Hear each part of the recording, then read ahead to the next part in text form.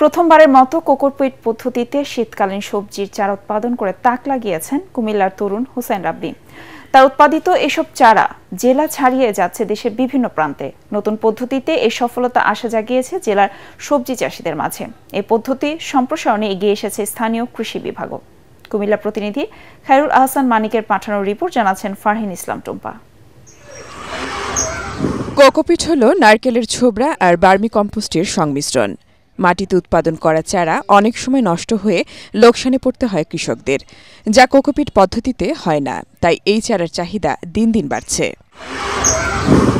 YouTube দেখে cocopeat পদ্ধতিতে চারা উৎপাদনে আগ্রহী হন বুড়িচং ইউনিয়নের সমেশপুর গ্রামের প্রবাস ফেরত যুবক হোসাইন রাব্বি। পরে স্থানীয় কৃষি সম্প্রসারণ অধিদপ্তরের পরামর্শে গড়ে তোলেন কোকোপিটে চারা উৎপাদন প্রকল্প। এখন আমি এগুলো শুরু করছি। প্রথমে দেখছি যে মাটির যে চারাগুলো আছে না, কৃষক অনেক লস খায়। তো ইউটিউবে দেখে আমি নতুন কিছু করছি যেতে কৃষক লস না হয়।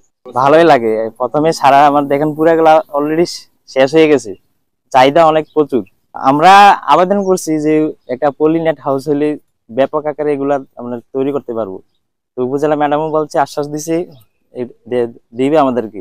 কোকোপিটের চারা কিনতে এবং পদ্ধতি শিখতে প্রতিদিনই আসছেন স্থানীয় কৃষকরা। আমরা কোকোপিটটা থাইল্যান্ড থেকে সংগ্রহ করি। টমেটোর চারা সংগ্রহ করতে আসছি এই জায়গাতে, কারণ কোকোপিটের চারাটা হলো যে বিশেষত্ব হলো যে এটা রোগবালাইটা কম হয়। মাটির থেকে যেটা নেওয়া যায়, ধরেন অনেক ক্ষেত্রে দেখা গেছে অর্ধেক মারা যায়, আর এটা এখান থেকে নিয়ে গেলে ধরেন কি মরার হারটা অনেক কম।